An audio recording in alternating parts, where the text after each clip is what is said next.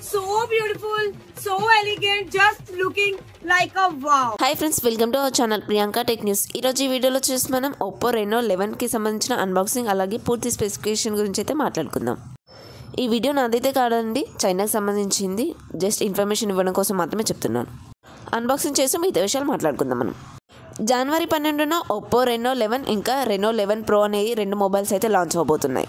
Box వచ్చేసి white కలర్లో ఉంది. బాక్స్ పైన మనకి Oppo Reno 11 అని రాస్తుంది, కింద 11 అని కూడా పెద్దగా రాస్తుంది. బాక్స్ ఓపెన్ చేస్తే మరొక చిన్న బాక్స్ ఉంది, అందులో టీపీకేస్, పేపర్ వర్క్ అలాగే సిమ్ ఎజెక్ట్ టూల్ కూడా ఇచ్చారు. ఈ బాక్స్ ఐటమ్ అంతా పక్కన పెట్టేస్తే మొబైల్ ఉంది, మొబైల్ తీసి పక్కన పెట్టేస్తే 67W ఫాస్ట్ ఛార్జర్ అలాగే కేబుల్ కూడా ఇచ్చారు. ఇక ఈ మొబైల్ డిజైన్ చూసుకున్నట్లయితే లాస్ట్ టైం వచ్చిన Oppo Reno 10 లాగే అనిపిస్తుంది కదా. నేను కూడా ఫస్ట్ చూసి ఏంటబ్బా డిజైన్ మళ్ళీ అదే ఇచ్చారు అనుకున్నాను. కాకపోతే బ్యాక్ ఫినిషింగ్ ఏదైతే ఉందో అదైతే కొంచెం మార్చారు.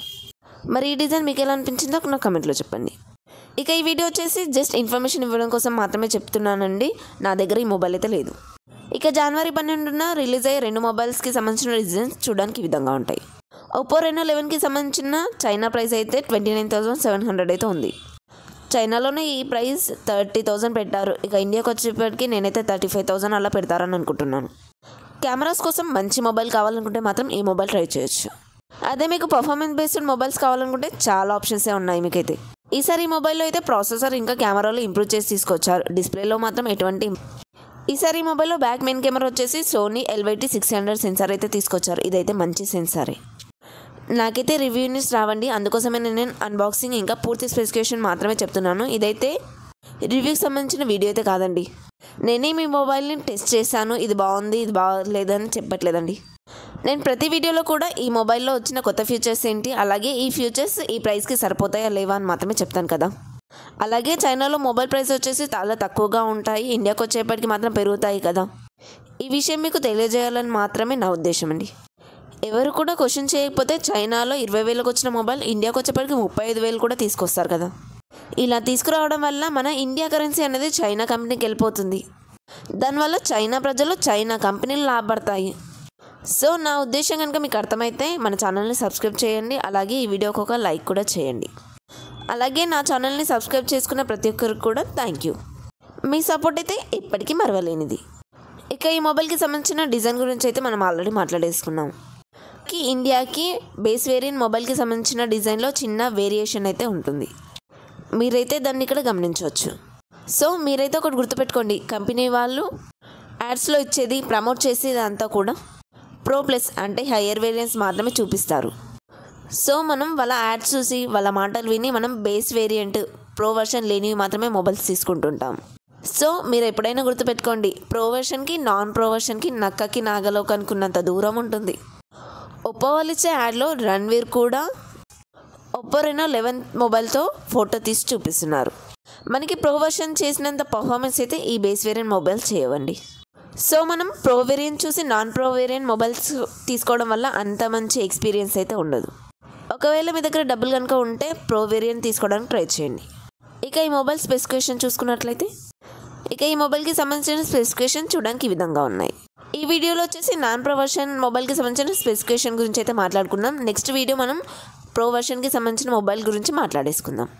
మొదటిగా మనం డిస్ప్లేతో స్టార్ట్ చేస్తే 6.7 ఇంచెస్ కర్వ్డ్ OLED డిస్ప్లే. ఇది వచ్చేసి 120Hz రిఫ్రెష్కి అయితే సపోర్ట్ చేస్తుంది. HDR10+ కూడా ఉంటుంది. 1600 nits బ్రైట్నెస్ కలిగి ఉంటుంది. గొరిల్లా గ్లాస్ 5 ప్రొటెక్షన్తో వస్తుంది. In display finger print censor ఉంటుంది. ఈ డిస్ప్లే గురించి మళ్ళీ మనం మాట్లాడుకోవాల్సిన అవసరం అయితే లేదు, ఎందుకంటే Oppo వాళ్ళ డిస్ప్లేలో ఎప్పుడు కానీ బాగానే ఉంటుంది. అలాగే పిక్చర్ క్వాలిటీ కూడా చాలా బాగుంటుంది. వైడ్ వన్ ఉంది. HD క్వాలిటీలో వీడియోస్ కూడా మనం చూసుకోవచ్చు.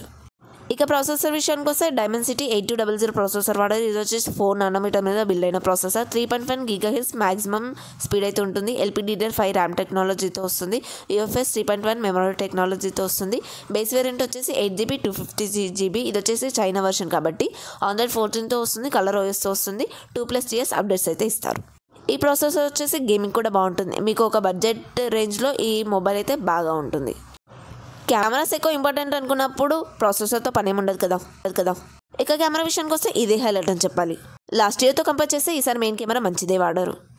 Triple camera setup 50+8+32MP 50MP main camera Sony LVT 600 sensor అయితే వాడారు. ఇది మనకి OSకి కూడా సపోర్ట్ చేస్తుంది. దీన్ని ఉపయోగించి మనం 4K 60fps వరకు వీడియో రికార్డ్ చేసుకోవచ్చు. ఇక సెకండ్ కెమెరా వచ్చేసి 8MP ultrawide camera, third camera వచ్చేసి టెలిఫోటో కెమెరా, ఇక ఫ్రంట్ వచ్చేసి 32MP కెమెరా, ఇది వచ్చేసి 1080 30fps వరకు వీడియో రికార్డ్ చేసుకోవచ్చు.